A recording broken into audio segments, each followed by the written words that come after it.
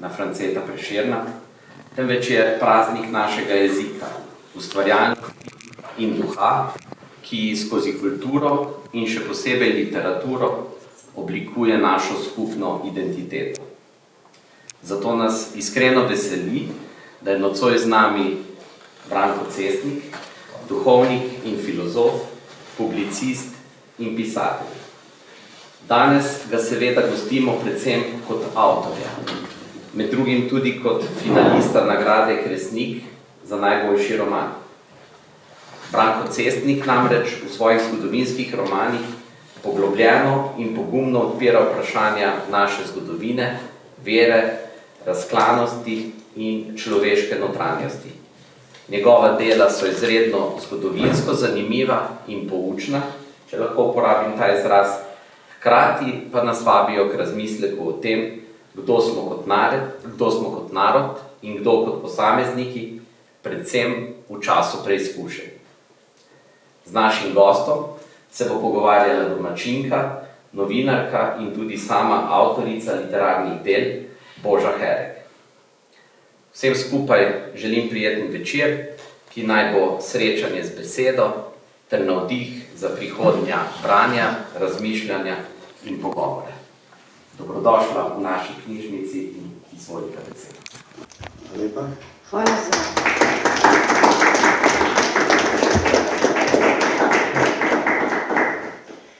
Hvala, Matej, za besedo, dragi in spoštovani obiskovalci in gostje. Nocoj z nami sogovornik, ki že vrsto let hodi po dveh poteh hkrati. Po poti duhovništva in po poti pisane besede. Magister Branko Cestnik, duhovnik, redovnik, kleritinec, edini pravzaprav v Sloveniji, ne? Ja. Nakratko bi se sprehodila z našo biografijo, če sme. Publicist, blogar, morda še nekaj drobcev iz vaše zgodovine. Osnovna šola Hajdina pri Ptuju, potem vojaška srednja šola leto in pol, potem vas odpustijo ali nekaj takega ne. Potem greste v pedagoško srednjo šolo, potem v vojsko, tam so odločili, da boste duhovnik, redovnik, kleritinec, potem sledi že kar novinciat. Ja, najprej sem še malo delal, Ja. po fabrikah pa to, potem pa sem hitro začel študirati. Ja. Potem študij, pravzaprav na 3 fakultetah ste študirali v Rimu, ne? Najprej je bila tista laterana, tam je bila filozofija, potem Gregoriana, to je bila teologija in potem še na koncu pa tista pedagogika, Salezijana, ne? Potem 95 postanete, vas posvetijo duhovnikom v Mariboru, potem 2003 ste pa že župnik na Frankolovem, kjer ste tudi še dan danes. Obtičal tukaj, ja. V že študentskih letih pišete, precej se začnete ukvarjati s pisanjem, tudi zdaj ste še publicist, družina, številni drugi mediji, pravzaprav s katerimi sodelujete redno. No in potem se pa zgodi enkrat lepega dne tisti preobrat, ko postanete pa pisatelj. Ja. A se to kar postane lahko? Ja, pri meni je bilo tako, da bi rekel, da sem začel verjeti v muze, ne? Da obstaja neka sila, ki te pokliče in določi v 1 minuti, da bi pa ti lahko napisal roman. Se pravi, gotovo sem skozi življenje zorel za pisanje, ne, to vsekakor, ampak tako, da bi se prav lotil romana, ne, pa je zdaj igraš muziko, pa mogoče sestaviš kako skladbo, potem pa kar naenkrat napišeš simfonijo, ne. To je en veliki preskok, podobno je tudi, da rečem, iz članku na roman, ne, ampak sem se lotil brez nekih velikih ambicij in to me je pomagalo, da nisem imel ambicij, ne, in da sem rekel, napisal bom en dober zgodovinski tekst za par ljudi, ki bodo prebrali. Če tudi ga objavim samo na spletu. Tako sem zelo skromno, pa nisem nikomu povedal, sem leto pa pol delal v ilegali.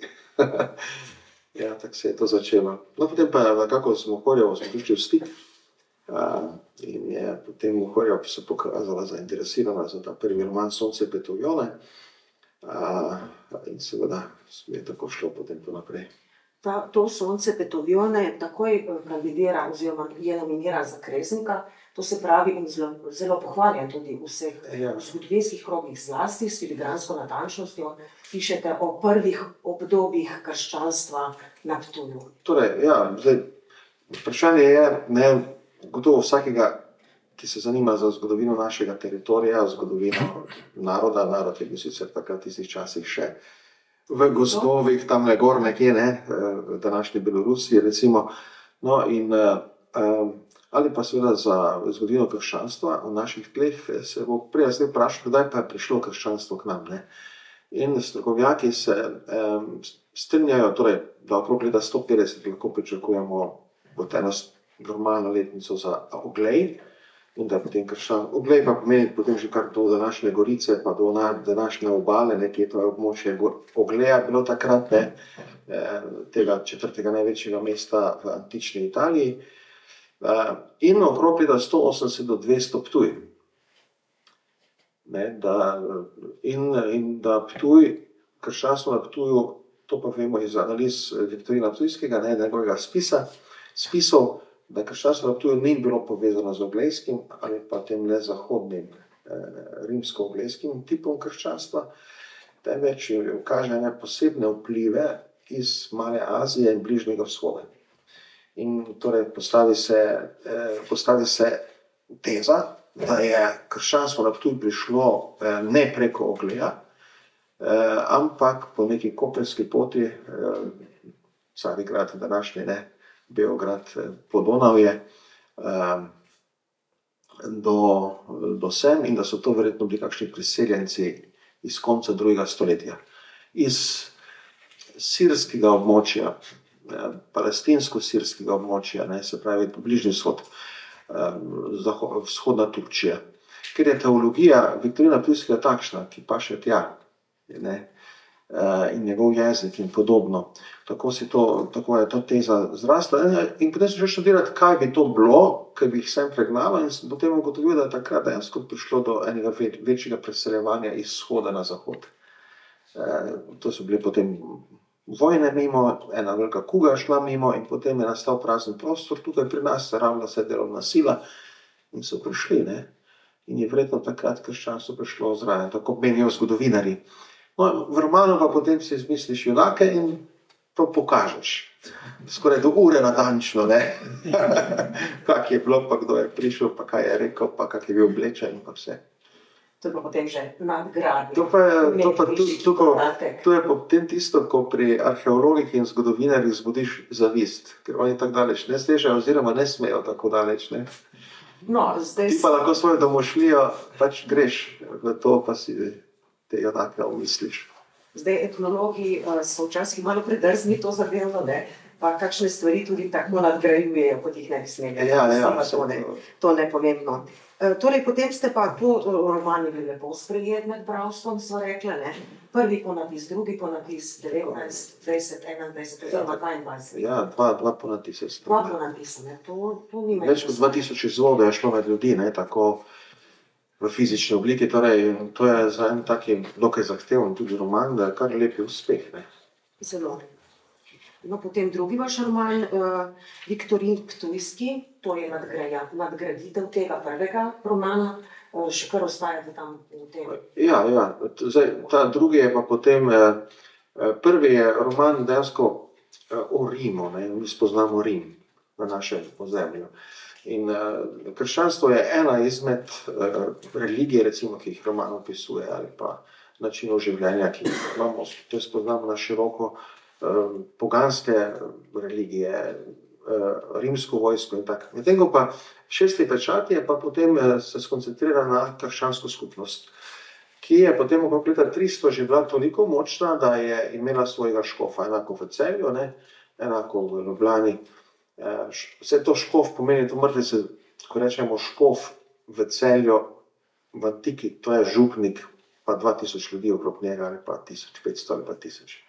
Danes to ne. To ni škof z župnijami, pa z nekim aparatom, ne, to je v bistvu en očetovski duhovni lik, okrog katerega, ki vodi preko maševanja, je seveda očetovska avtoriteta, ne, njega se posluša, on vodi, ampak za razliko od danes mogoče ima potem več teh drugih karizem, ne, ki mu pomagajo, recimo zelo močna karizma ali pa služba so bili diakoni. Diakoni so ogromno delali tako, da bi rekel, tako tisto razgibano cerkveno življenje je bilo v glavnem v rokah diakonov, ne. To, kar se v bistvu zdaj tudi vrača, ne? Ja, to, kar se vrača na nek način, ja, tako, torej. Zdaj so drugi razlogi, ampak Ja. ne.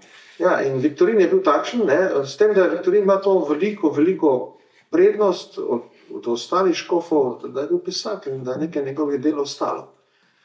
In mi ga potem lahko prepoznamo. Ne, iz tistih dela so leta 1999 išla, Viktorin Ptujski, razlaga razodetje in drugi spisi,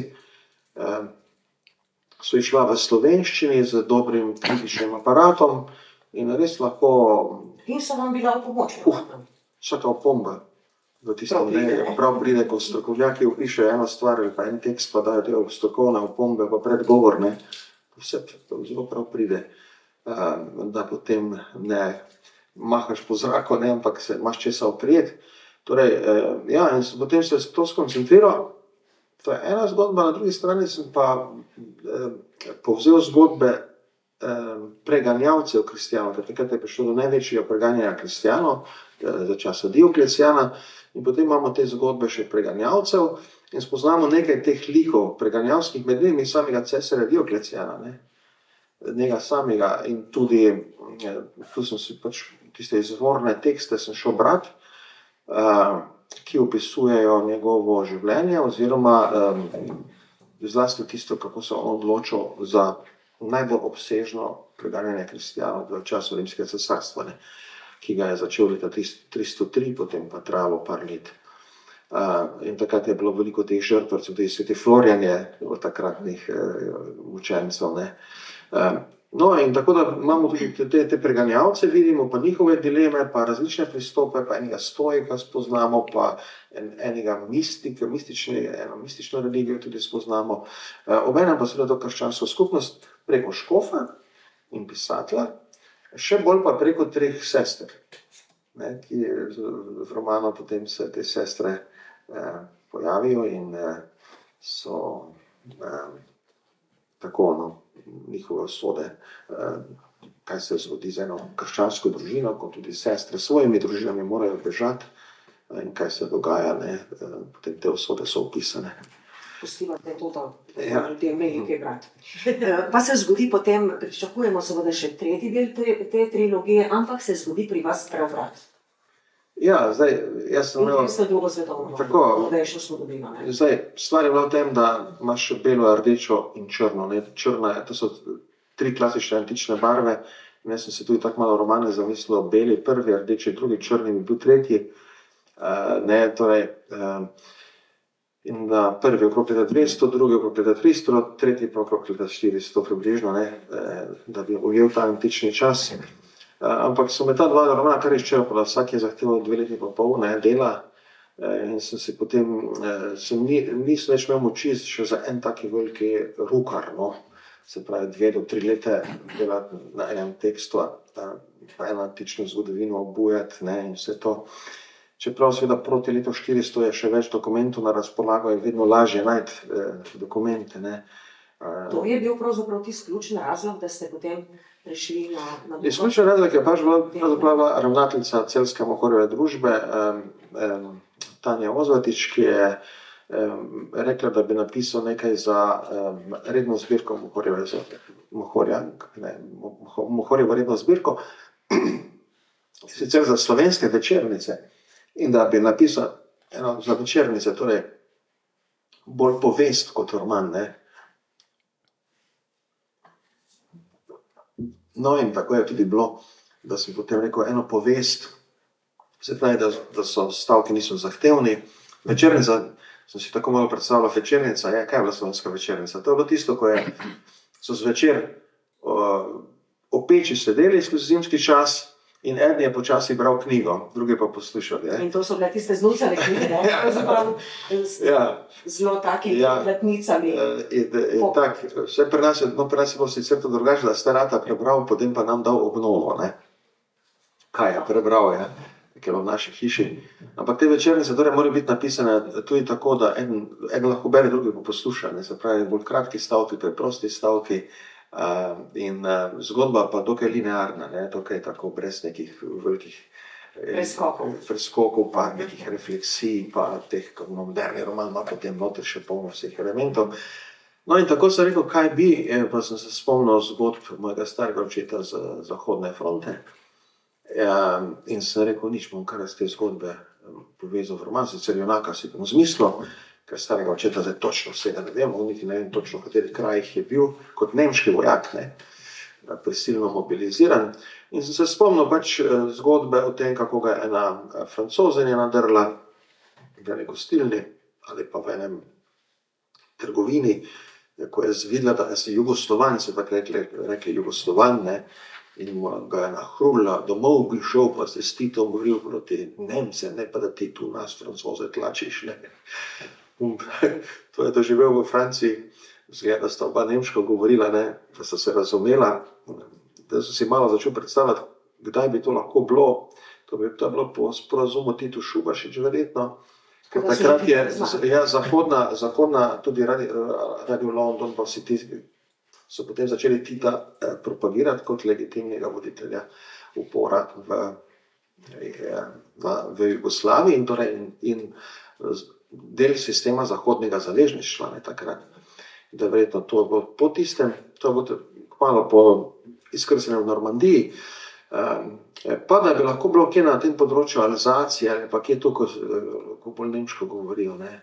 Mislim, govorijo tudi ljudje nemško ali pa obojezično, ne. Da sta se razumela, ker pač on verjetno francosko ni vedel, ker prej je bil malo na vzhodni fronti, potem pa poslan na zahodno.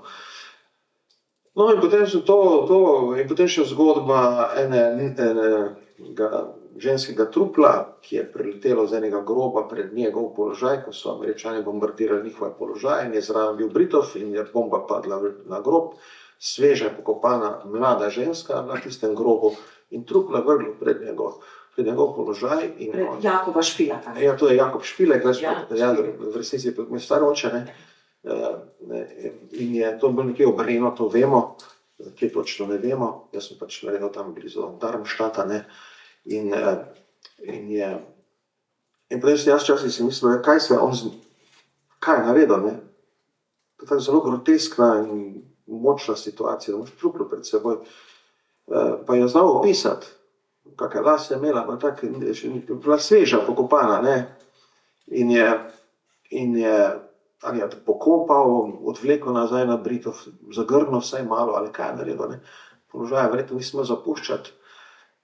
In zdaj sem si mislil, a se z njo pogovarjal, ne, in vprašal, kdo si, zakaj te je vrgnil pred mene in tako. No, iz tega potem naslov pogovori z njo. No, in potem tretja ženska, ki ga je, bila ena kmetica, ki ga je dejansko skrila, da je fronta šla čez.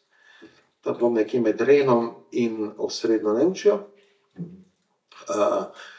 Takrat so nemške enote itak se razbile, ne, razhajkale, ogromno Nemcev je takoj končalo jetništvo. Moj starata pa v bistvu ne takoj, ampak ga je najprej skrila ena kmetica, je ameriška vojska šla čez in potem čez čas se šel prijaviti in je potem šel v ameriško jetništvo, ne, ko verjetno čakal konec vojne ali pa kaj takega.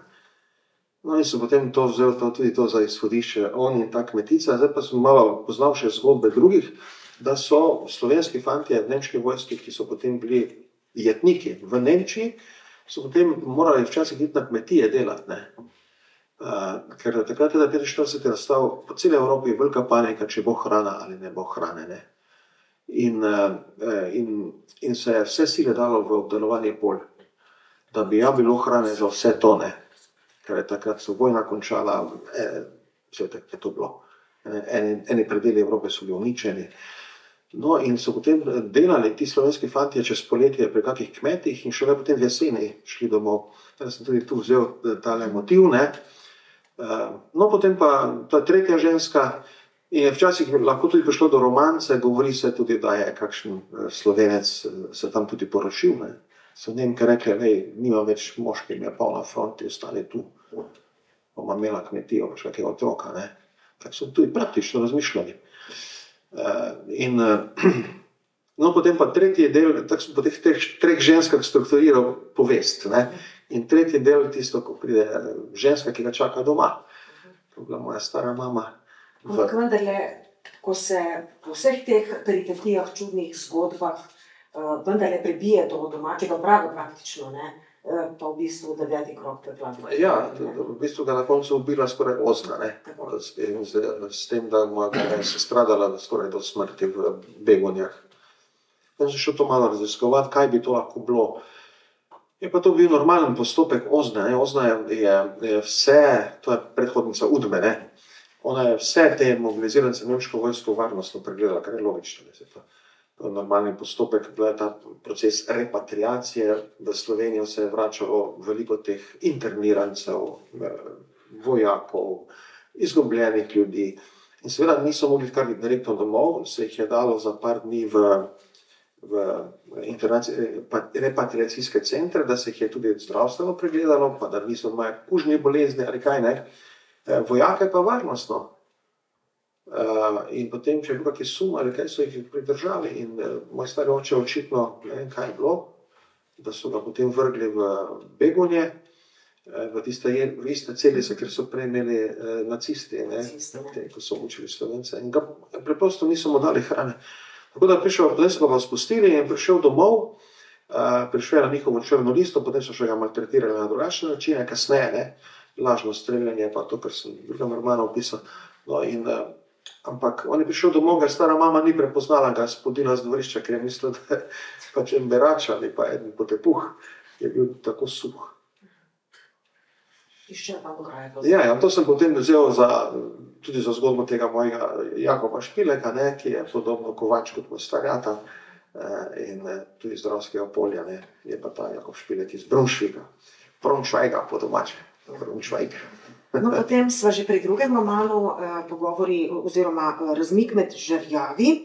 Tam je Ludvik Vodušek, glavni osrednji lik. Tam se pa pravzaprav še bolj natančno lotevate teh mobilizirancev, prisilnih mobilizirancev, ki jih je bilo izjemno veliko pravzaprav, ne? In tema pa neobdelana praktično, ne? 80,000 ali koliko. Tako nekje 70-80 000, tako tudi pravijo zgodovinarji, je bilo teh mobilizirancev v nemško vojsko. Pravzaprav je bila Wehrmacht, tista armada, čisto statistično gledano, pač tista armada, ki je imela največ Slovencev naenkrat v svojih enotah. Tega ni imela prej Avstro-Ogrska vojska, tega niso imeli partizani, tega niso imeli domobranci takega števila, ne. Tega niso imeli tudi italijanska vojska, ki je tudi primorske fante noter vpoklicala, torej tudi Boris Pahor je bil, ne, mobiliziran v italijansko vojsko, je celo gimnazijo končal v italijanski vojski, potem nekje tam tole v Tuniziji ali Libiji. No, in je in seveda po vojni so seveda bili pač obravnavani kot nepravi ali pa celo šikanirani kot, ne vem, izdajalci ali pa kaj, to dejansko bili samo prisiljeni iti, ne, da se ni prostovoljno javil. Kakšni se je že mogoče že kakšno oddelek prostovoljno javil, so bili tudi take primere, ampak ogromno, to smo praktično vsi prisiljeni, ne.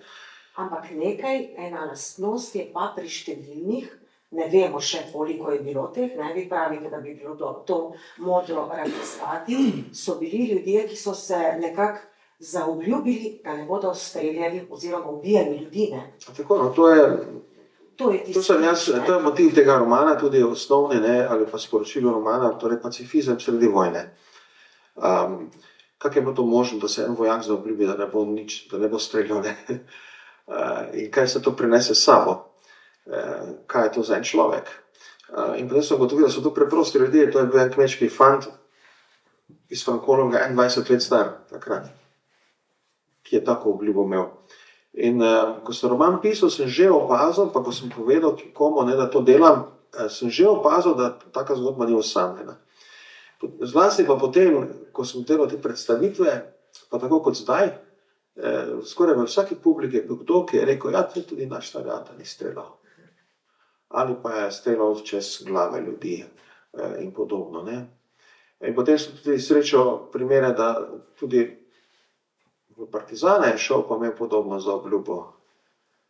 Ker je bilo veliko težje, verjetno. Ja, zato ker če si v nemški uniformi, ni tako težko reči, da bom streljal, ker si tako v tuji uniformi, če pa si nekje v svoj.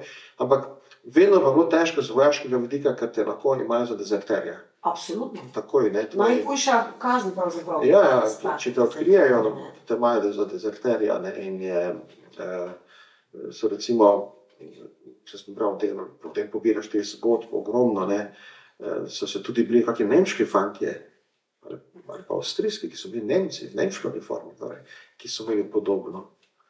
Ne, in so potem, če so jih odkrili, so jih ustrelili kot dezerterje. Ti ne streljaš, ti si odgovoren, če ne drugega si odgovoren za tovariše v svojem rovu.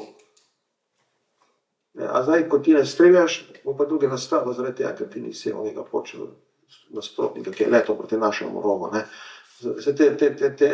Te dileme jaz formalno izpostavim, ne, ni tako preprosto, ker si pa tudi odgovoren za ne glede na kakšni fronti, do kakšni uniformi je bil človek, običajno se razvije eno močno tovarištvo, ne, v rovu. To so tudi tisti, ki smo v vojsku služili, navadni JNA, ampak na koncu, čeprav so nas dol tiščali, pa maltretirali, pa vse živo, ampak mi smo pa tudi uživali, ne, ker smo se drug drugemu smejali, pa se drug drugemu pomagali, pa nagajali, to tovarištvo, ne. Vojaško tovarištvo. Je čisto nekaj posebno. Nekaj posebno, tudi doživiš potem, ko se fantje nekako skupaj dajo, pa si, ne. No, v JNA so bili primeri, ko so bili fantje tudi po pol leta brez puške. Ja. Nekateri so celo tako. Ja, se tudi to možno, ja, veš, da je. No, ta motiv, torej, ne streljanja, ne ubiti dal,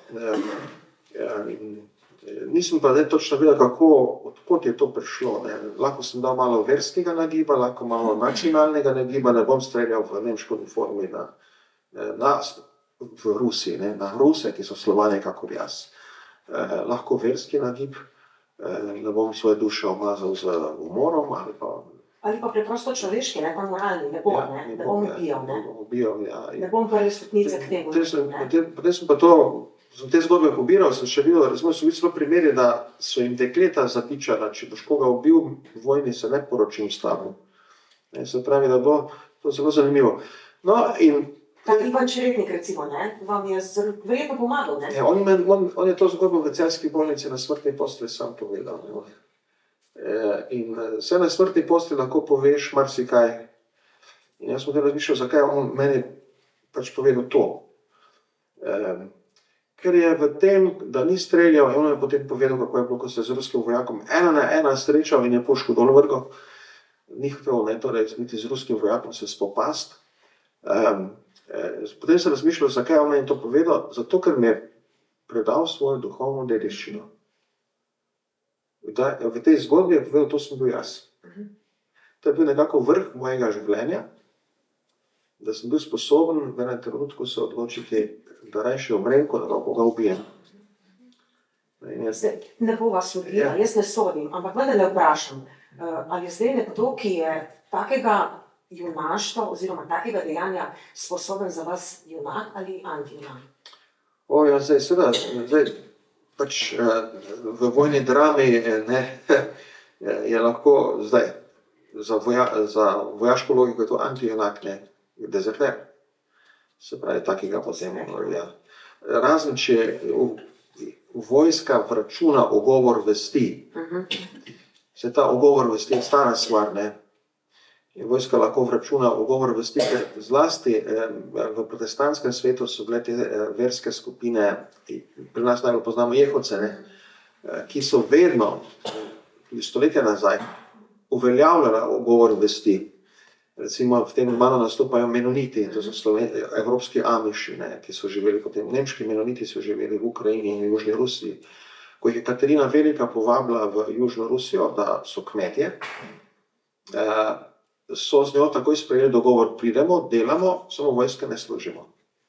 Ker mi za orožje ne primemo, ker so pacifisti, ne. Torej, v teh enih verskih skupinah, v glavnem protestantskega porekla, že 200-300 let nazaj so že gojili pacifizem kot duhovna in moralna opcija, ne. Torej, to so potem vojske poznale, to ugovor vesti iz tudi verskih razlogov, ne. Ja, ampak načeloma gre za pa se treba bojevati, en taki dezerter. Ampak seveda, pri meni je junak. Je junak. Torej, ima tisto svojo dvoumnost, ne? Lahko da en prijatelj zato umr, zato ker ti nisi streljal. Ampak na koncu je junak. Da je tako odločitev sprejel in se prepustil nekako. Jaz bom tako držal, te pa kaj bo, ne?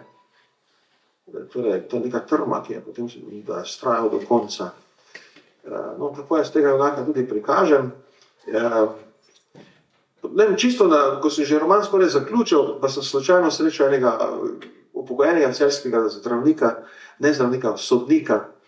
Slučajno je tako naneslo, pa smo potem imeli kosilo skupaj in smo povedali, kaj pišem, in sem bil popolnoma presenečen, da je on te zgodbe poznal. Aha. Ja. On je te zgodbe poznal, ne vem kje, nekje jih je ali v svoji sodniški praksi, ali ko se je dediščina talala, pa so se mogli kaj reči, ne, o svojih starših.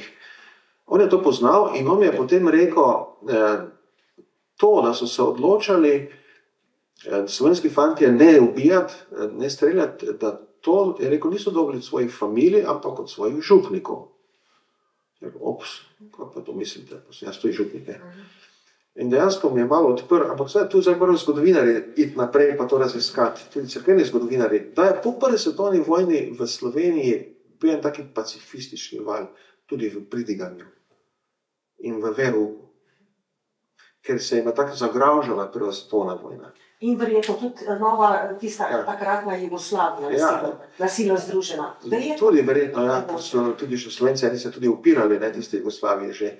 Torej, in da potem se je oblikovala ena generacija že z nekim bolj miroljubnim napojem.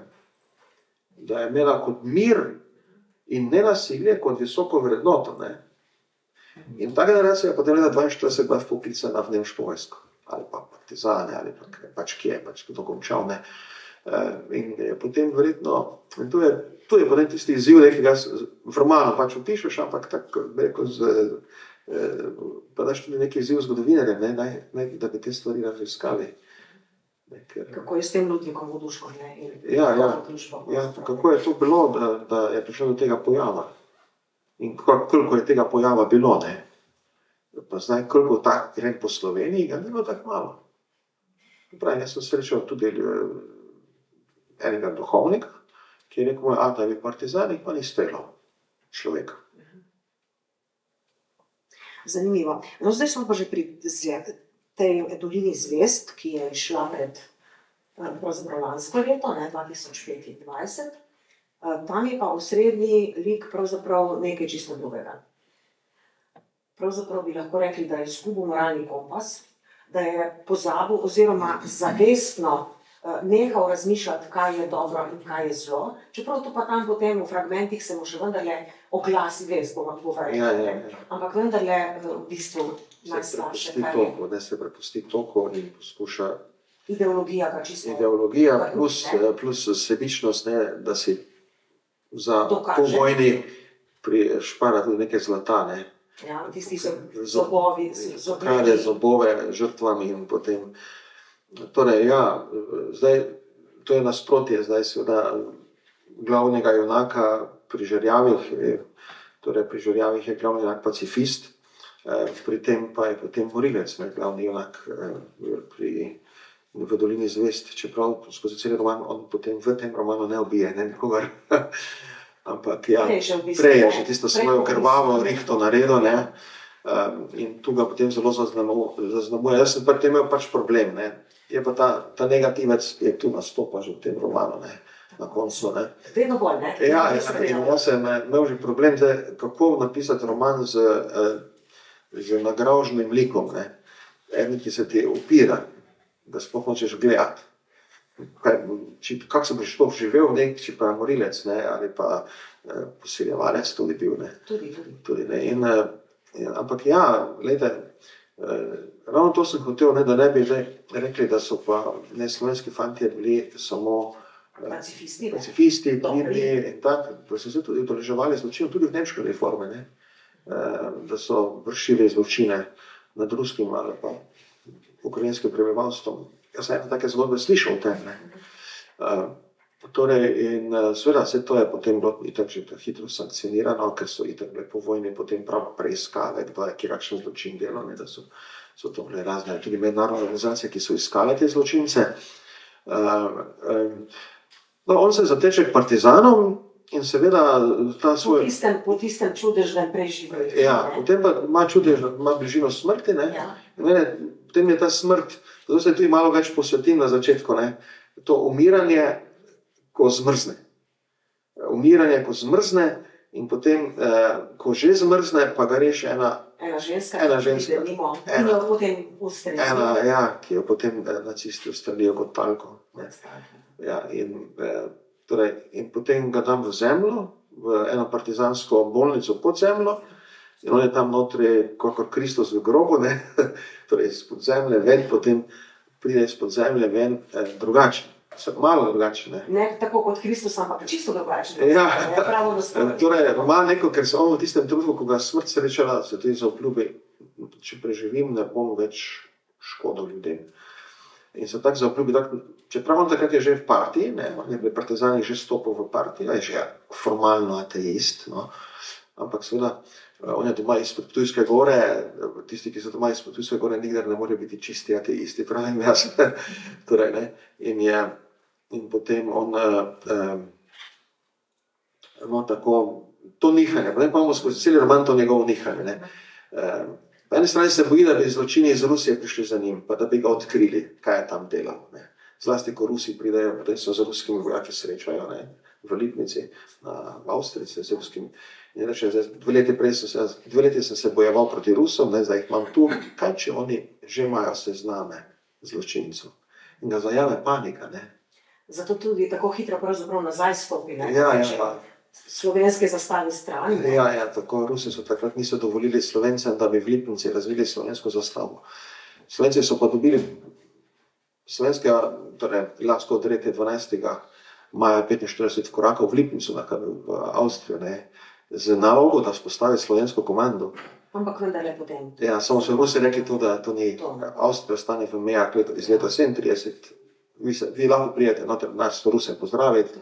To je tudi vse in tudi trst, kar pozabite, da dovaš. Trst, pa celo vse, potem je šlo mimo, ne, nas, ampak dobro. In tu potem tega junaka skozi roman tako, ne, se lovi, no, ima svoje, potem ima tisto težnjo, ne, narediti kaj dobrega, potem ima kakšne iracionalne strahove, potem pade malo v alkohol in podobno, ampak nekako poskuša.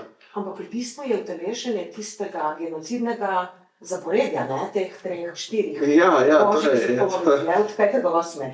Torej, ja. Pravzaprav, ne, lahko. Ne, tako pravi, da so 5., 6., 7., 8. so pač, da so jih, torej nekje 2000 let pred Kristusom, ne, bližnje vzhodna ljudstva, beduinska ljudstva, pa ta plemena, ki so se bojevala med sabo in so napadala drugo, so se evropala med seboj in tak, da so si postavili te zapovedi, ker so dejansko tako so izvrševali genocid.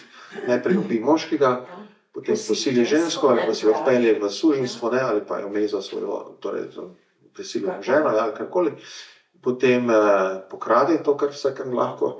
Potem pa reče, da to nisi bil ti, ne.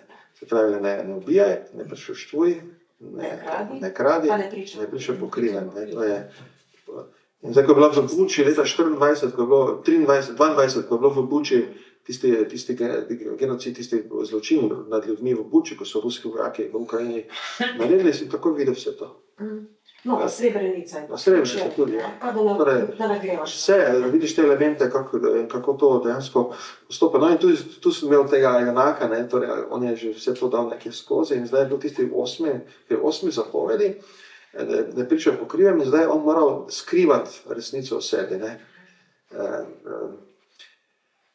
No in potem v bistvu on razreši to skozi zaključno akcijo, nekako razreši to svojo dilemo, ampak vmes pa seveda spoznamo to.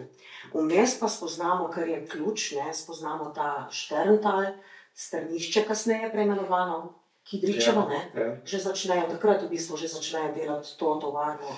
Ja, Nemci so jo začeli že delati, ne. Tudi tisti veliki dimnik so Nemci naredili leta 1944. Vi opisujete vse tiste grozljive grozote, ki so se tam dogajali. Ja, torej, Zdaj, od vseh koncentracijskih taborišč po vojni, ki so bila, nam je najbližje tudi Teharsko, recimo, ne, je tisto, ki je imelo največ ljudi naenkrat notri, bilo Šterntal.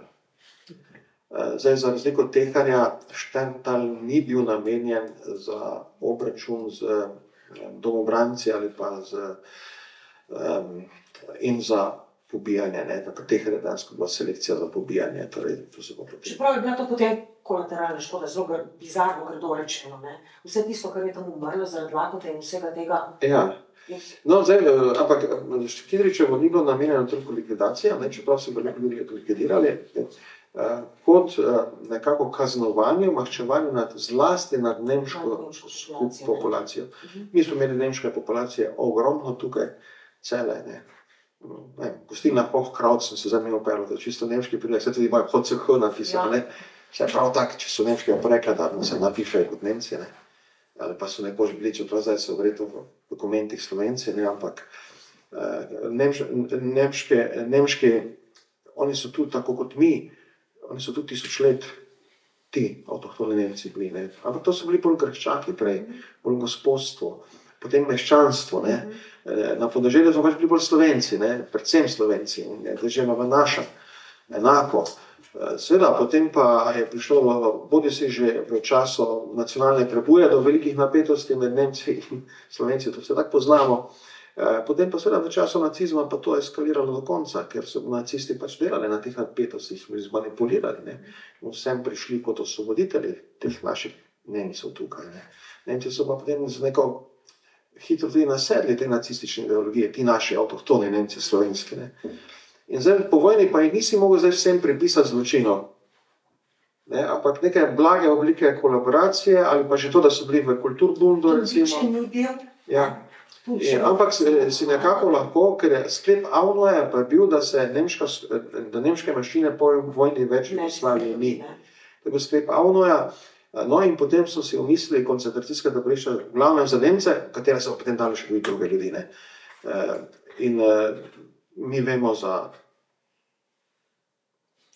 taborišče v Sremski Mitrovici, ki je delovalo 2 leti potem, taborišče v Kičaninu, ob Tisi, v Banatu, ki je tudi delovalo 2 leti, in Šterntalsko, Kidričevsko, ki je delovalo nekaj mesecev. To jeseni, ne? Ker je za razliko od onih, ki so bili bolj notri v Jugoslaviji, bilo blizu meje, je nekako bilo pod večjim nadzorom zahodnih sil, so vedle za taborišče in so že v začetku avgusta taborišče poslali inšpekcijo Mednarodnega Rdečega križa.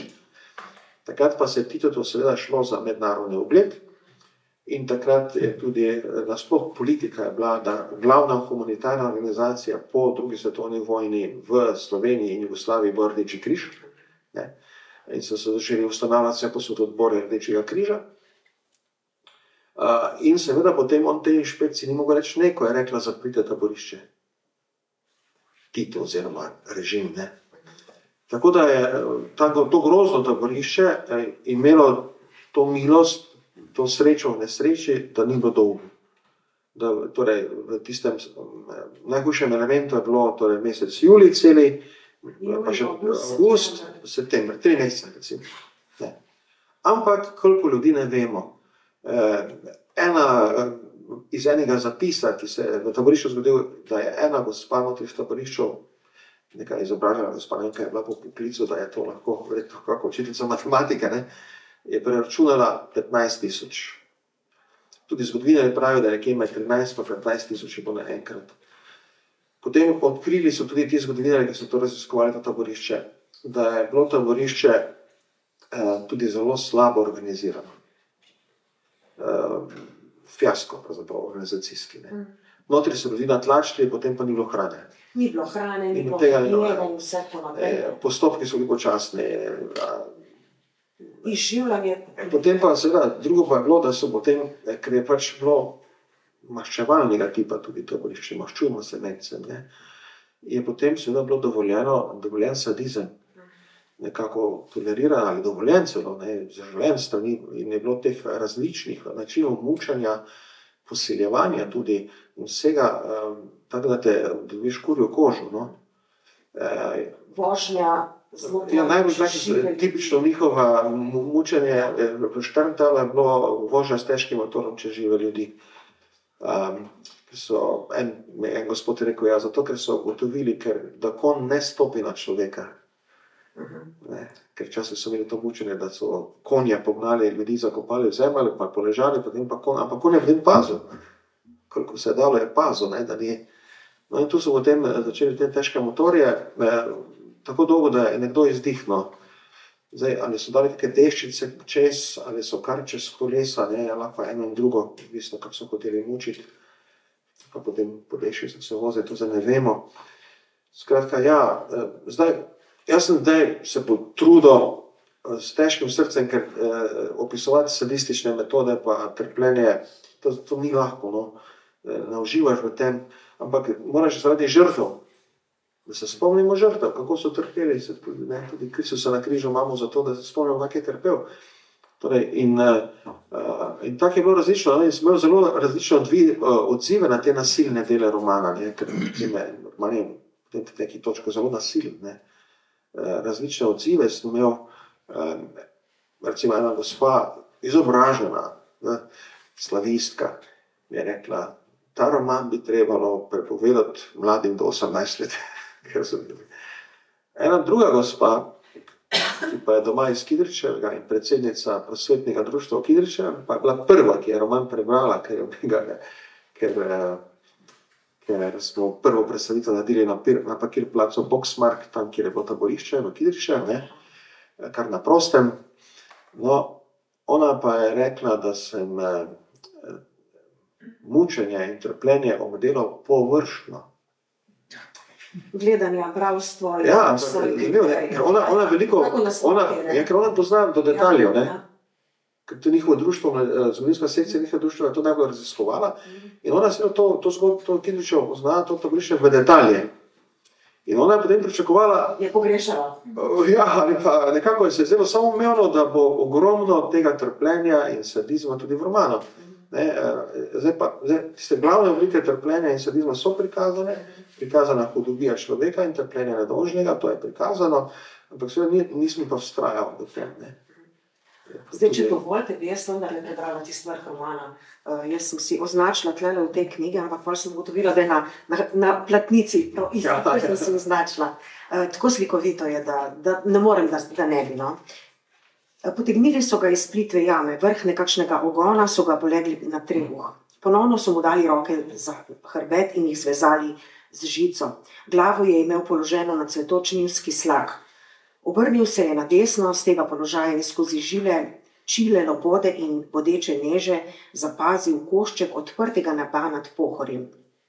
Le nekaj vrljavo migetajočih zvezdic, sicer dovolj, več ni potreboval. Čirički so peli, 2 knojevca sta kopala. Grob je hitro rastel, ampak rasel tja, kamor grobovi rastejo, navzdol proti temi. Nakar sprememba. Oblaki na severnem nebu so se razredčili, najprej so dobili svilenkast sijaj. V tistem je mesec zažarel, pokazala se je stotnija svetlih pik. Božje sorodnice zvezde, razbohotene že vse večjih. Jih je bilo. Čakal je na ta znak od zgoraj. Obrnil se je na hrbet, dobil je velike oči. Ležal je v dolini zvezd, z glavo na slaku, na belih cvetovih trobentaste oblike. Še bi hotel živeti.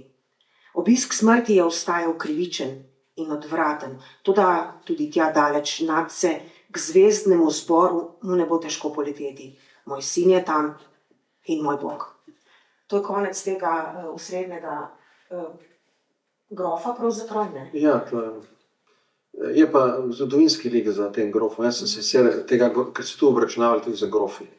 Atemsi, Herbersteini, potem ti Lipiti, so končali v Šterntalu, nekateri so bili ubiti, nekateri so potem izpustili, no, kakšne mlajše.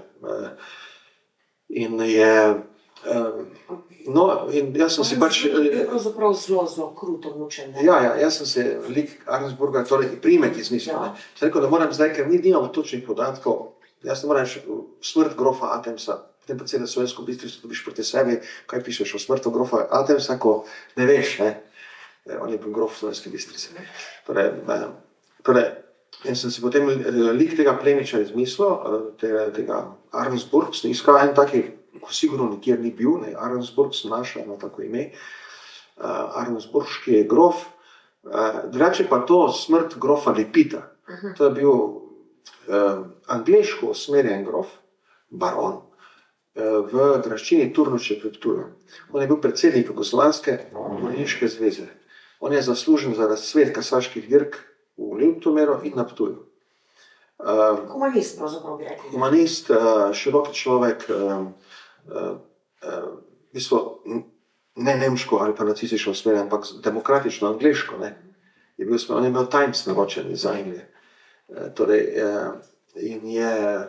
In potem so ga v Kidričevu je izginil. Tisti dokumentarec, ki je bil v 90-ih posnet o Kidričevem, tam noter en gospod potem reče, da so ga knojevci, se pravi knoj, Ozna je vodila taborišče, izvajalci, vojaki so pa bili iz oddelkov knoja, ne. Da so ga knojevci potolkli z motikami na polju in zakopali v eno njivo. To ni za 100% dokazal. Ampak jaz sem to vzel, to pričevanje, da sem se potem to smrt umislil, ne, in ga literarno obdelal. Je pa 100% tisto, kar pa, to pa so priče, več prič videlo in potrdilo, da so tega grofa prej privezali v pasji uti in je tam bil kot pes nekaj dni in noči in so mu metali kosti in se ga žalili in podobno.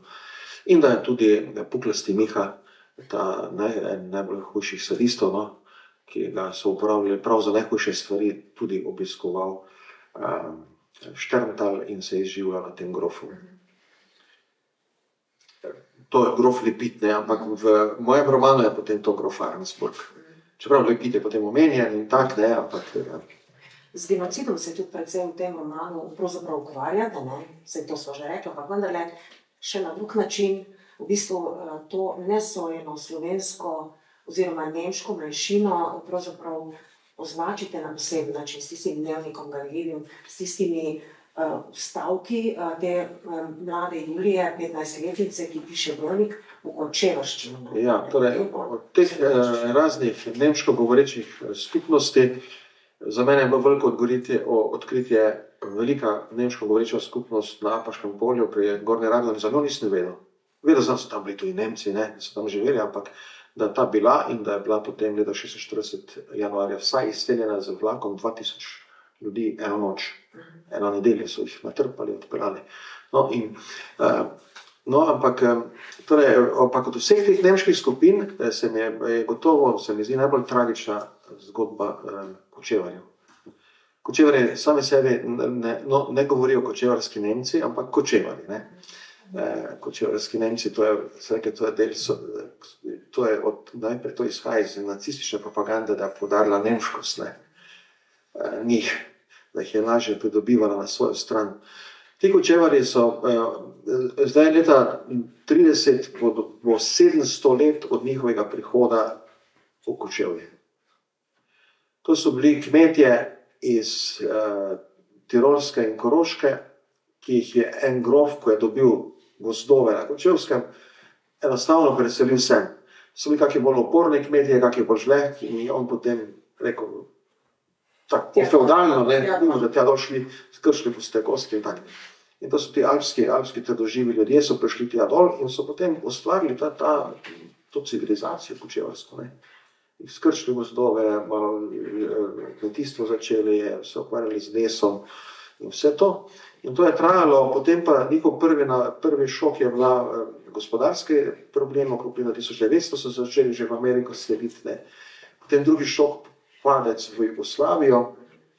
Oni so računali, da bi v Avstro-Ogrski bilo boljše ali pa samostojni Sloveniji boljše, kot pa biti pod srbskim kraljem. In ker se je tudi res resničilo, ta jugoslovanska oblast jim je takoj prepovedala neke stvari, šolstvo v nemškem jeziku in podobno. No, potem pa še seveda nacisti, ki so načrtno od leta 1935 naprej v teh majhnih nemških skupnostih, Volksdeutschevih, ne, ki jih je bilo vse posod pri nas v stari Jugoslaviji, največ v Banatu, v bistvu, v podonavski Švabi, ne, se jim je reklo. so začeli nacistično propagando in dajati denar, mlade furati v Nemčijo na politična izobraževanja in so potem počasi začeli s tem nacističnim duhom. Ne. V Sloveniji so to naredili preko Kulturbunda. So imeli to nemško kulturno zvezo, ne, in so potem tam noter začeli te nacistične stvari počasi nekako po kapljice zastrupljati to nemštvo in ga pridobivati na svojo stran. Ko so pa Kočevarje dobili na svojo stran, pa so jih prevarali. Nemci najprej. Ker so jim rekli, da jih bodo dali v nemški rajh, dali so pa jih v Brežico, pa Krško, kot mejne kmete. V hiše, z katerih so spodili Slovence. In so Kočevarji bili naenkrat seveda na strani nacizma in tarče partizanov, ker so živeli v slovenskih hišah. In to bo tako hudo, da niti v gozd po zimi se niso upali lesa nasekati in so doma kurili podnice in to, da jih ni zeblo, pa pohištvo, ker jih bi v gozdu partizani tako ustrelili. Pa niso bili, da oni nacisti, pač poigrali so se, mislim, eni mladi kadri so... Žrtve tudi, ja, ne. Eni mladi kadri seveda so bili, zanimivo, ne, kočevarski duhovniki so bili proti temu, da bi se izselili iz Kočevarskega v tretji rajh, se pravi, potem tukaj v Brežice, in to so bili proti. Duhovniki niso hoteli, ne. Ampak tako je bilo. No, in jaz sem potem v tem romanu je, da sem, zdaj pa to spet nekaj posebna stvar, da sem to zgodbo Kočevarjev vpletel. In tudi jezikovno tako, da se začne s kočevarščino. Ne roman, ampak dnevnik enega kočevarskega dekleta. Kako je to možno, ker kočevarščina ni pisana jezik? Mi imamo ker so Kočevarji, ko so začeli svoje publikacije delati, so jih delali v knjižni nemščini. Torej, njihov pogovorni jezik je bila kočevarščina. To je en dialekt, ki ga bi danes mogoče našli še v kakih pozabljenih vaseh na vzhodnem Tirolskem. Torej, in gospod Jaklič, Johannes Jaklič iz Novega mesta, ali pa njegova hči Helena Jaklič, ki je mogoče malo bolj znana, bila tudi ministrica, ne. Oni so kočevarskega porekla, JAKLITSCH, ne, se napišel. Torej, in oni še vejo, še pomnijo toliko in ohranjajo to znanje govorne kočevarščine, da so potem prevedli. In smo potem v roman smo vkomponirali kočevarščino. Tisti, ki znate nemško, na tistih točkah uživate, ker lahko primerjate nemščino in kočevarščino. Je pa zvezdica, tako da si lahko potem, če si prav prevedel. Spodaj pa je drugod. Konec vojne je bil lani pravzaprav 80 let. Zdi se, vtis je pravzaprav tak, vsaj iz večinskih medijev vsi je to popolnoma, bi rekli, nedozorelo sprejemanje tega konca vojne, te katarze, ki bi morala biti, pa je ni bilo. Mogoče je problem, da smo to preveč politikom prepustili, ne. Politiki pa potem razmišljajo kratkoročno, pa kakšen učinek ima kakšna stvar na njihovo volilno telo, ne, in na njihove volivce, ne. Potem se ukopajo vsak v svojo pozicijo in ne grejo čestno, tako da 80-letnica potem je dejansko šla mimo, ni bilo neke posebnega dogodka, da bi zdaj rekel, da pa smo Slovenci se res kot narod spomnili 80-letnica konca druge svetovne vojne, ne. Tako, torej, mi je žal, no, ker je tu toliko usod, toliko različnih zgodb, ne, in toliko trpljenja slovenskega naroda, toliko plemenitosti se je notri pokazalo v tem trpljenju tudi, ne, da je to eno dragoceno obdobje naše preizkušnje, ne, ki je naše. In zdaj pa, če takoj gledamo mi ali pa vi, naša interpretacija, pa te vaše interpretacije, mi to dragoceno obdobje izgubimo, ne. Postane vse stvar političnih preigravanj in iger in podobno. Zdaj, seveda, tudi v mojem romanu je bilo potem takoj, vse tudi, ko sem začel objavljati na Facebooku ali pa Twitterju, da pač pišem taki roman, so se že hitro pojavljali tudi kakšne take predsodke, že vnaprej, ne, da recimo odkopavanje kosti ali pa revizionizem zgodovinski ali podobno. No, ampak ni, moj roman, mislim, da tistega, ki ga prebere, ne bo v njem videl nekih političnih zadev. Ne. Ker so v ospredju pač ljudje in njihove usode. Ni, vse še tudi politiko govorimo, seveda jo tematiziramo, jo vidimo, ne. Vidimo tudi politike, Kozbeka malo približam, recimo, kakšen tip politike je bil on leta 45, kaj je govoril, kaj je delal, torej malo ga spoznamo blizu. Ampak ni to potem glavna tema, ne politika. Kar pač kdo vidi, kar pripravi, iz zaključne knjige. Glavna, moj cilj romana je, da imamo sočutje za človeško tragedijo, ne, in da s to dramo, da se imamo sočutje z nedožnimi žrtvami in da imamo torej občudovanje do junakov, ki so se pojavili v takem težkem času, in da skupaj zavračamo zločinskost in zločine. Ne. To so pravzaprav ključna sporočila. Ja, to je nekako temelj, moralni temelj, recimo takega pristopa, ne, tako iščeš, da bi tako nekako tudi izpadlo. Koliko mi bralstvo pove, no, koliko imam zdaj te odzive, je nekje, se mi zdi, da nisem zgrešil tega cilja. Pravi optimizem ni tistega morbidnosti, tistega nihilizma, ki je v slovenskem romanu. Ja, to pa jaz nisem tipični pisatelj, če tako rečem, ker zdaj moderni pisatelji so pač ta tragični subjekt ujet v usodo, ne. Pri meni, moji se vedno bojujejo s usodo. Si poslan na fronto, ampak ti lahko nekaj narediš, nekaj dobrega tudi tam, in se ne prepustiš toku. In iz tiste fronte, krivične, narediš neko junaško dejanje, ne, mislim, nekaj zrasteš tudi duhovno, daš neko moralno sporočilo. Ali pa izgubiš vse, ne, izgubiš vse svoje, še vedno pa imaš neko upanje in neko smisel življenja. To je ta Julija, ne, ta deklica Kočevska, ki vse izgubi, vse. Praktično tudi brateca, no, na koncu, čeprav ne ve, da še je živa, ampak ona misli, da je mrtev. Ona, ker se je pač umoči. In ona na koncu je v Avstriji, tam je gor nekje pri Gradcu, na eni kmetiji jo sprejmejo, ker pač nima več nikogar, in so potem eni vzeli k sebi.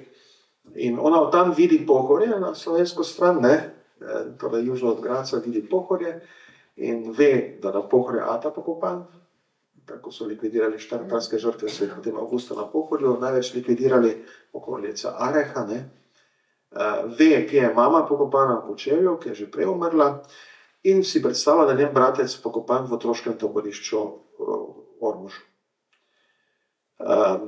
In še ona potem, ko vse zgubila, še se lepo postavi in gleda Pohorje, očetov grob, ki ima obliko groba tudi, ne, tako, in reče, 3 grobe moramo obiskati, maminega, očetovega in bračevega. Še ima cilj. Ne sesuje je, ne, ona je sicer se bojuje, ampak ima tisto trdoživost in to upanje, ne. Ima smisel, še vedno imam smisel, ne. Torej, če ne drugega, obiskati grobe mojih, ki sem jih izgubila, ne.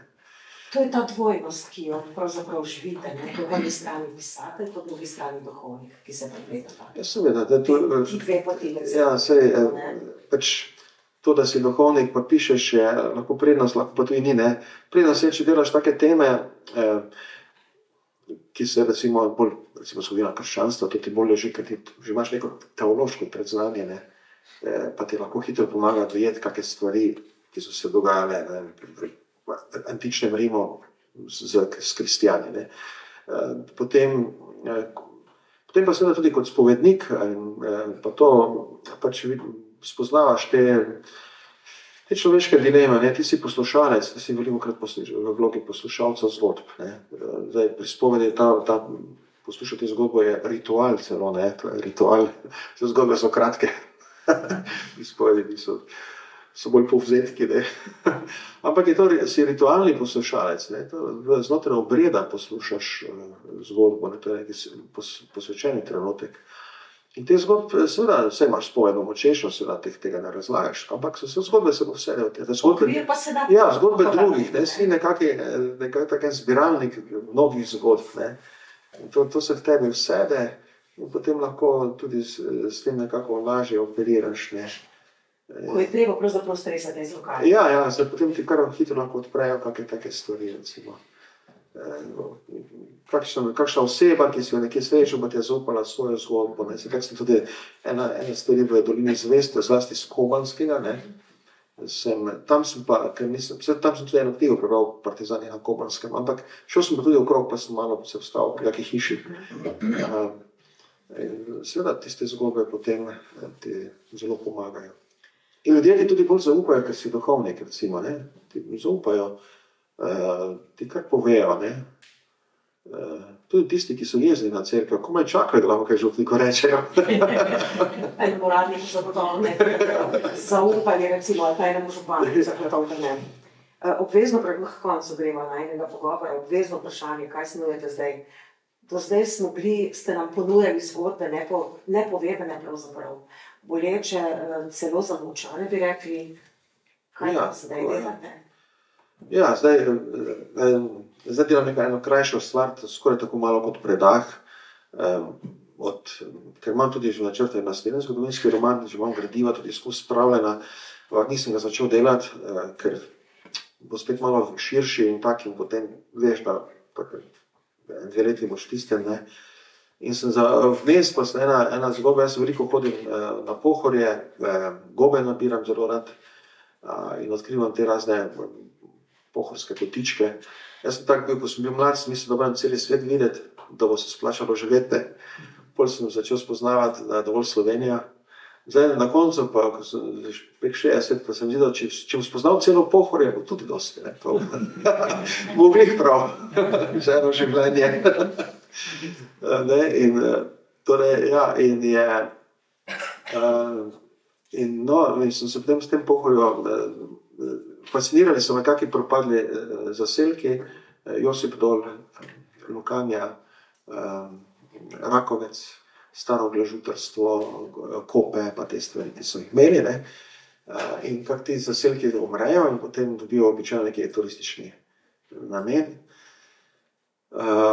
Eni so še zdaj odrezani, zaradi slabih cest, povsem odrezani od sveta, ne, težko prideš do njih. No, in sem si potem zgodbo postavil na Pohorje, ampak v prihodnost.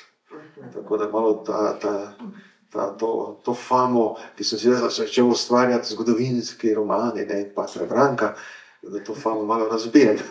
No, nepovedana zgodba pa zagotovo, da bo, ne. Ja, gotovo, zdaj ta nepovedanost je seveda tudi tukaj. Vaša značilnost. Tu zraven, ja, se tudi črpam iz nekih današnjih stvari, motive, ki se bodo tam v tistem romanu dogajale. Ja, jaz bi počasi postavila piko, ima kdo kakšno vprašanje? Razmik med žerjavi, če razložite naslov. Ja, zdaj v starih mitologijah, pa tudi recimo v islamskem sufizmu imaš celo eno pesnitev Zbor ptic, kjer je preko ptic prikazano duhovno življenje človeka. Dostikrat je v teh starih zadevah, tudi pri Egipčanih, ptica simbol duše.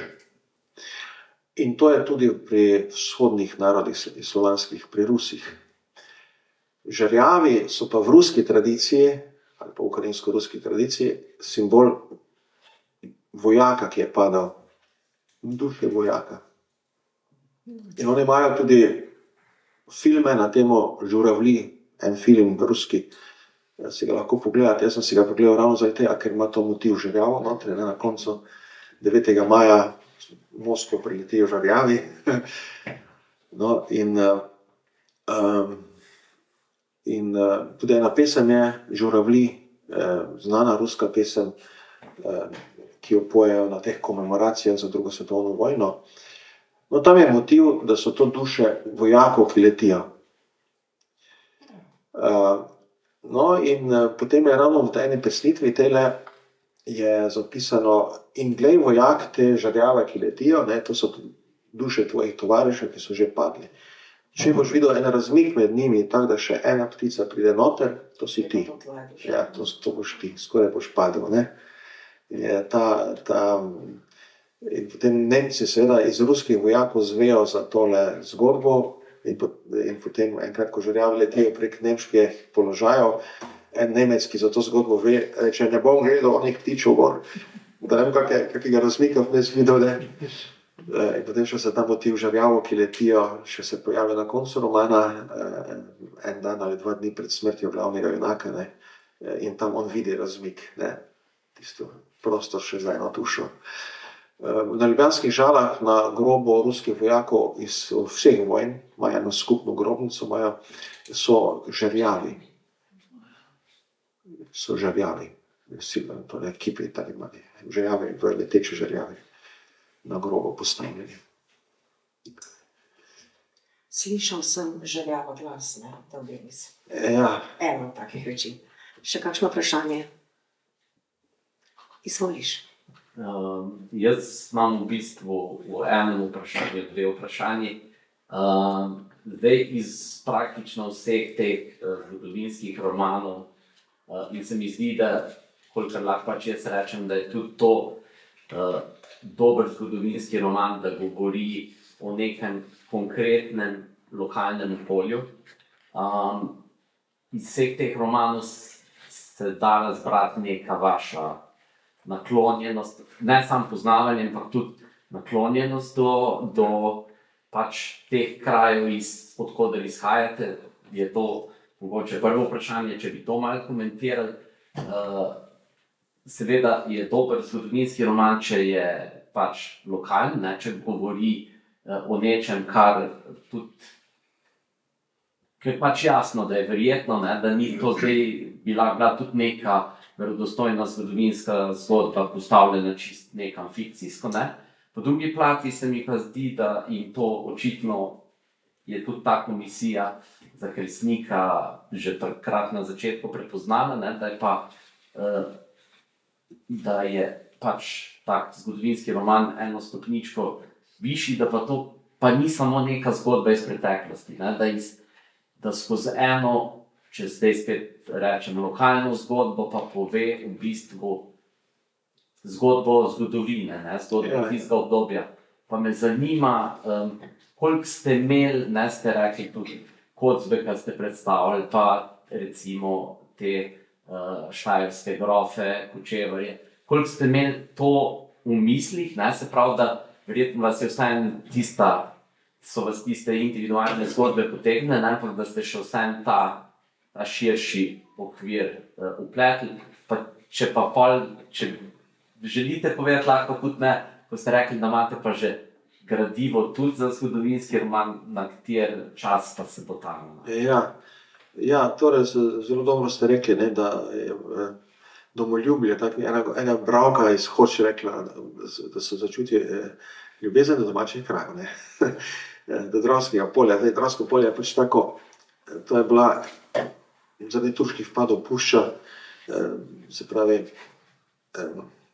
slabo se je živelo, ljudje so morali v hribe bežati, so hoteli preživeti in podobno, vasi so bile požgane in že od takrat naprej je potem se na Dravskem polju prišlo do mešanja narodov, ne, bolj kot recimo kje v hribih. Recimo moji naj bi bili uskoškega porekla, ne, moji predniki. Torej, in tudi zdaj je Dravsko polje včasih tako, se mi zdi, razen Antona Ingoliča, ne, drugače pa da samo fuzbalere, pa gasilce, pa jagre. To je en doprinos k slovenskemu prostoru. Ja, in se mi je zdelo tako, ne, da pa vendarle en taki prostor ima veliko vsega.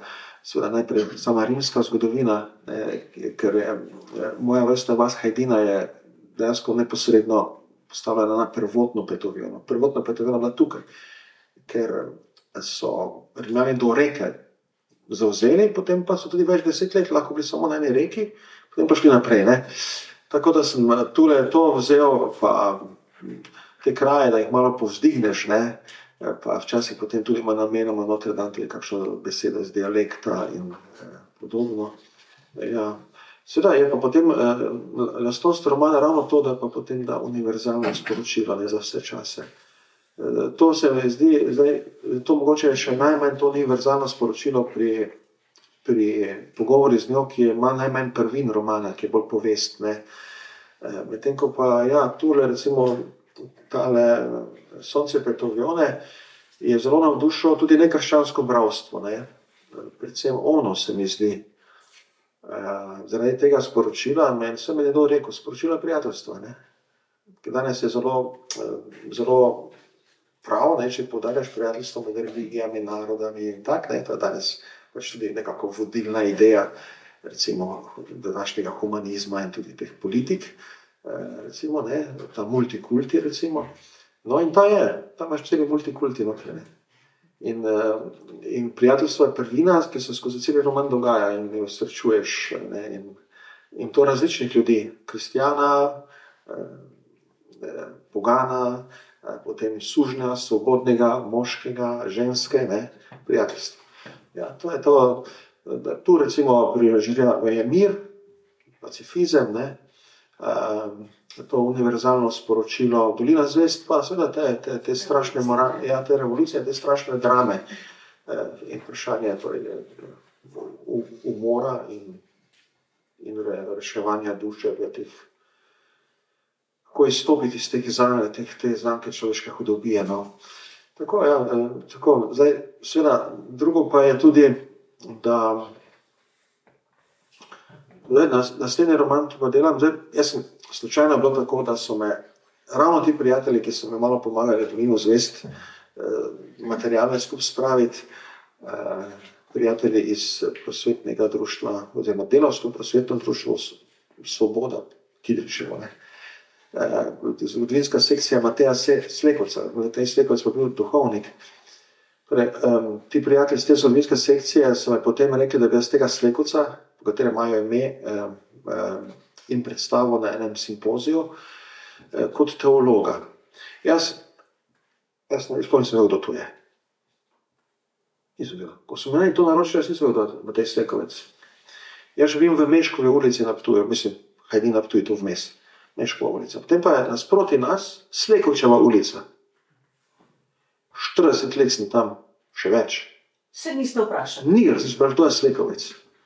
Je ena taka ulica še v Mariboru, na Teznem Slekovčeva, potem pa zveš, da ima ta mož grob v Navljah, Ljubljani. Na Navljah je pokopan med slovenskimi pač velikani, ne. Zakaj pa? Zato, ker je bil oče zgodovinarjem. Ampak on ni pisal zgodovinskih knjig, je pa listine skupaj spravljal. Listine, Kar je veliko dela. arhive, od Zagreba do Dunaja, Innsbruck, se vozil, kadil, pisal, sestavljal te kronike, samo tak datum, kdaj, kje, kaj. Ne? In je potem bil učitelj ostalim, ki so potem začeli resno delati slovensko zgodovino. No, in jaz sem potem pa Slekovca prebral skoraj celega, ker ga imate skoraj celega tudi na internetu, njegove te knjižice in to. In me je zelo nagovorilo to, kako on opisuje to obdobje 17. stoletja. Srednji vek. Ja, oziroma, v bistvu že malo sem, to obdobje, ko je bilo zelo kaotično, ne. In imamo tam notri eno, prav za Štajersko piše, torej imaš tam od leta 1670 do 1690 imate serijo kuga. Imate vdore Krucov, to je bila ena taka roparska vojska, rekli so jim krščani Turki, ne, so bili Mađari v bistvu. Vdore Krucov. Imate kobilice, napad kobilic na Štajersko. So bili, ja. V cirkusah so še dolgo potem imeli procesijo zoper kobilice. Imate torej kugo in imate Turke, ki grejo takrat na Dunaj. In imate požar, ki zgori celi Ptuj. In imate vrh protičarovniške histerije. Vse naenkrat. Vse naenkrat. Vas kliče. Ja, to v 20 letih je tako se zgosti teh anomalij, norosti, tudi trpljenja, preizkušenj, ne. Tako se zgosti in to zlasti v Prlekiji. Ljutomer pa tisto obdobje, Ljutomer je posebej bil, tam je bilo največ teh lova na čarovnice, ne. in največ žrtev seveda tudi. Tam se tako zagosti, da imaš pa potem v tem trenutku tudi en pojav, ki ga pa skoraj nihče ne ve, ki sem ga pa slučajno naletel, pa sem potem našel v avstrijskih člankih boljše opisanega pojav eremitov, puščavnikov, ala Karli Gržan danes, ne. Se pravi, nekdo, ki potem gre iz sveta in živi za sebe ločeno, v molitvi in meditaciji cel dan. Ne? In potem samo gre dol na župnijo enkrat na teden k maši, pa potem spet gor v tiste svoje hribe, nekje občajno se jih potem dali kakšno podružnično cerkev, pa so tam notri bili. In so ti eremiti se začeli pojavljati na Štajerskem, prav pojav štajerskega eremitizma, se pravi eremit, puščavnik je slovensko najboljši izraz, ne. Torej zvedskega razloga, duhovnega razloga. Znotraj tistega kaosa se pojavijo torej moški, tudi nekaj žensk, ki pa se popolnoma začnejo zaupati molitvi svoje življenje in potem so sredi notri tega. Tako da se rekel, da ta motiv teh eremitov, ki jih ne poznamo, pa plus motiv čarovnic, ki jih fejst poznamo, kaj dosti dokumentirano, ne, plus vse te preizkušnje, ki so skupaj letele v nekaj letih v te naše konce, da bi to dal v en roman. Tak, to je ideja za... Zdaj sem si že gradiva, že imam precej nastavljenega, ne? Celo sem si že zapisal osnutke po glavi, kako bi to izgledalo. Samo je to kar dela, no? Ker tu je pa že kar precej gradiva, da pregledati in to. To kdaj kasneje. Verjetno bova še kdaj vmes se kaj pogovarjala na temo kakšnega drugega vašega dela. Če smo končali, bil je lep večer. Mislim, da je bil. Sprehodili smo se skozi vaša dela. Lepo se vam zahvalim za to, da ste nas obiskali. Lepo se zahvalim Mateju, da smo to lahko poopravili tukaj pri vas, v knjižnici. Knjižnica pravzaprav prosto, kjer so te vaše knjige doma. So pa tudi še pri avtorju, tako da če bi kdo, po moje, če bi kdo zahrepenel, da bi si kupil pa svoj izvod, je pa to pravi naslov. Davek je že odveden, vse je po pravilih, tako da... Hvala, cenjeni gost, cenjeno občinstvo, hvala vam za obisk. Vse dobro, srečno Slovenija.